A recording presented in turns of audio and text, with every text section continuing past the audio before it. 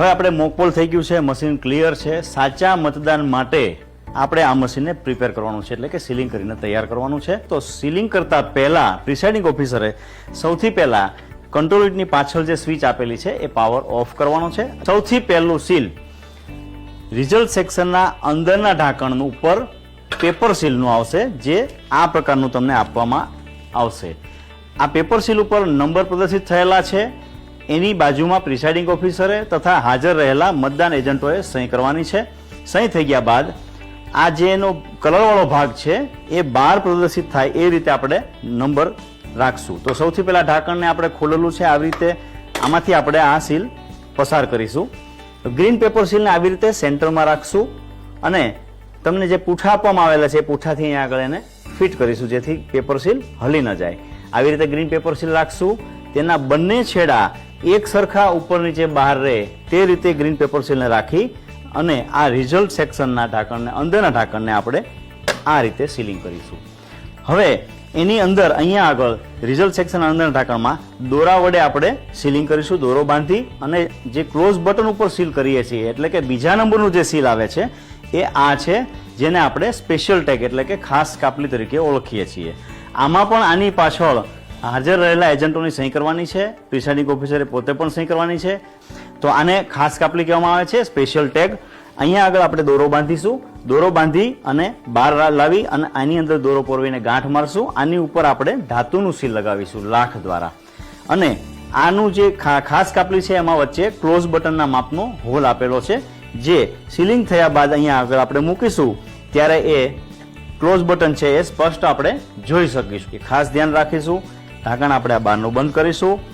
બહારનું ઢાંકણ બંધ કરીશું એટલે અહીંયા આગળ પણ આપણે દોરો પોરવીશું અને આ જે મતદાન મથક આપણું છે, જે આપણે સરનામા ટેગ આપવામાં આવેલી છે, એમાં આપણે મતદાન મથક નંબર, નામ, તમારી સહી એ બધું આપણે નોંધી અને આ સીલ આપણે અહીંયા આગળ દોરા મારફતે કરવાનું છે. અહીંયા દોરો લગાવી અને આ સીલ લાખનું સીલ કરી અને અહીંયા આગળ આપણે એને એ રીતે રાખશું કે ચાલુ પ્રક્રિયા મતદાન પ્રક્રિયા દરમિયાન આપણને ક્યાંય નડે નહીં અને સીલને નુકસાન થાય નહીં. પછી એની ઉપર આપણે સેલો ટેપ મારી દેશું. તો આ ત્રીજું જે સીલ થયું એ સરનામા ટેગનું થયું. હવે ચોથું અને છેલ્લું સીલ સ્ટ્રીપ સીલ એટલે કે ABCD વાળું જે સીલ જે છે એ આપણે કરવાનું છે. રિઝલ્ટ સેક્શનમાં ક્લોઝ બટનની કાળી કેપ છે એને નુકસાન એને અડે નહીં એ રીતે આપણે સીલ કરવાનું છે. એટલે આમાં 3 વિભાગ બતાવેલા છે. એમાં સૌથી નીચેના વિભાગમાં આપણે આ સ્ટ્રીપ સીલ લગાવવાનું. તો સૌથી પહેલા સ્ટ્રીપ સીલમાં એનો મીણિયો કાગળ કાઢીશું આપણે માત્ર અત્યારે અને એને સેન્ટરમાં રાખીશું. નીચેનો છેડો ગ્રીન પેપર સીલનો છે એ એની ઉપર આપણે ચિપકાવી દઈશું આમ. ત્યારબાદ આપણે બીનો મીણિયો કાગળ કાઢીશું. એટલે હવે તમને બી દેખાય છે. ત્યારબાદ આને આપણે એન્ટી ક્લોકવાઇઝ ચાલીશું, આમ લગાવી દઈશું. ત્યારબાદ સીનો મીણિયો કાગળ કાઢીશું અને ઉપરનો જે ગ્રીન પેપર સીલનો છેડો બહાર છે એને સી ઉપર આપણે એ રીતે ચિપકાવી દઈશું કે જેનો આપણે પેપર સીલનો નંબર જોઈ શકાય, વાંચી શકાય. ત્યારબાદ આપણે એન્ટી ક્લોકવાઇઝ ફરીશું અને ABCDના સીલનો આ રીતે લાવી અને ડી ઉપરનો મીણિયો કાગળ આપણે કાઢીશું અને છેલ્લે એ મીણિયો કાગળ કાઢી અને બને એટલું ફિટ રહે એ રીતે આ મશીનને આ ઉપર ચિપકાવી દઈશું, જેથી કરીને ગ્રીન પેપર સીલના નંબર પણ વાંચી શકાશે અને સ્ટ્રીપ સીલના નંબર પણ વાંચી શકાશે. તો આ રીતે 4 પ્રકારના સીલ પ્રિસાઇડિંગ ઓફિસરશ્રીઓએ મોકપોલ કર્યા પછી કરવાનું છે. હવે જ્યારે પ્રથમ મતદાર આવે ત્યારે તમારે આની સ્વિચ ચાલુ કરી અને બેલેટ કમાન્ડ આપી અને મતદાન પ્રક્રિયા શરૂ કરવાની છે. મતદાન પ્રક્રિયા ચાલુ હોય ત્યારે ઝોનલ ઓફિસરને પ્રિસાઇડિંગ ઓફિસરશ્રીએ 2 કલાકના આંકડા આપવાના થાય છે. જ્યારે 2 કલાકના આંકડા આપવાના થાય ત્યારે આપણે આ ટોટલ બટન દબાવી અને અહીંથી ટોટલ પોલ વોટ જાણી શકાશે કે 2 કલાક દરમિયાન કેટલું મતદાન થયું. કે બીજી લેમ્પ ચાલુ હોય ત્યારે આ બટન કામ આપશે નહીં. સાંજે એક્ઝેક્ટ મતદાનનો સમય પૂરો થાય, લાઇનમાં કોઈ મતદાર ઊભા નથી, ત્યારે આપણે હવે એક્ઝેક્ટ સમય થાય ત્યારે આ ક્લોઝ બટનની કેપ છે રિઝલ્ટ સેક્શનમાં એને આપણે ખોલીશું અને સાંજે એક્ઝેક્ટ મતદાન પૂરું થવાનું જાહેર થાય ત્યારે ક્લોઝ બટન દબાવીશું અને આ રીતે આપણે ક્લોઝ બટન દબાવી દઈશું. એટલે ડિસ્પ્લેમાં આપણે ક્લોઝ બટન દબાવતી વખતે પણ મશીનનો સમય, નંબર, તારીખ, ઉમેદવારની સંખ્યા અને ટોટલ પોલ વોટ બતાવશે. કેટલા મત પડેલા છે એ આમાં ક્લોઝ બટનથી જોઈ શકાશે. જો પ્રિસાઇડિંગ ઓફિસરે ક્લોઝ બટન દબાવતી વખતે કોઈ એજન્ટ સાથે વાતચીતમાં રહ્યા, કોઈ પ્રશ્ન ઉપસ્થિત થયા અને ન જોઈ શકાય, તમે ફરી વખત ટોટલ બટન દબાવી અને ટોટલ મત કેટલા પડેલા છે એ સાંજે ફરી વખત જોઈ શકશો. હવે આપણું વોટિંગ પૂરું થયું છે, ક્લોઝ બટન દબાવી દીધું છે, ટોટલ આંકડો આપણે લઈ લીધો છે. પછી આપણે આ મશીનને હવે સુરક્ષિત આરઓ3 પાસે પહોંચાડવા માટે પેટીમાં મૂકવાના છે. માટે સૌથી પહેલા આપણે કંટ્રોલ યુનિટમાંથી સ્વિચ બંધ કરીશું અને એનું જે આપણે શરૂઆતમાં કનેક્શન કર્યું હતું એ જ રીતે બંને લેચ દબાવીને અને કેબલને ડિસ્કનેક્ટ કરીશું. બોક્સ આ સીધી પોઝિશનમાં અહીંથી આ લેચ ખુલે એવી રીતે ખોલવાનું છે. ખોલતા બોક્સમાં તમારા ડાબા હાથે મશીનનો ઉપરનો ભાગ આવે એ રીતે મૂકવાનું છે. આને ઊંધું મૂકીશું તો ફિટ નહીં થાય.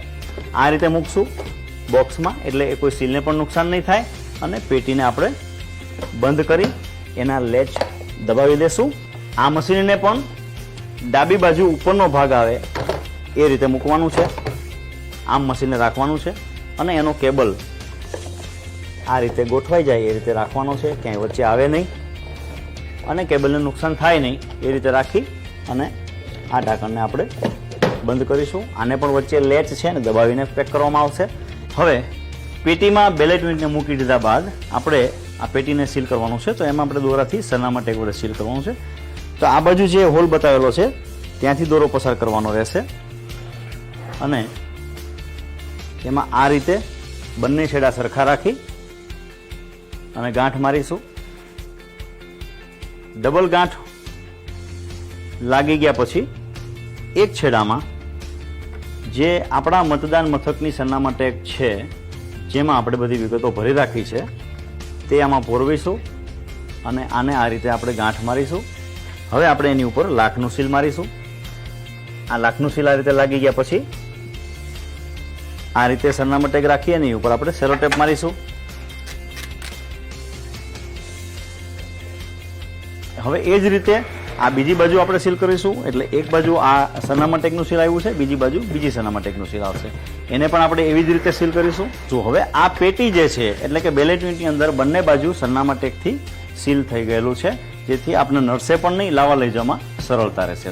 જેવી રીતે આપણે બેલેટ યુનિટને અંદર પેટીમાં મૂકીને સીલિંગ કર્યું છે એ જ રીતે આપણે કંટ્રોલ યુનિટને પણ અંદર પેટીમાં મૂકી અને એમાં પણ આ બંને બાજુ દોરો પુરવી અને આ જ રીતે સરનામા ટેગ લગાવવાની છે. સરનામા ટેગની વિગતો ધ્યાનથી ભરવાની છે જેથી પેટી રિઝલ્ટ વખતે પેટી લેતી વખતે ખ્યાલ આવે કે આ ક્યાં મતદાન મથકની પેટી છે.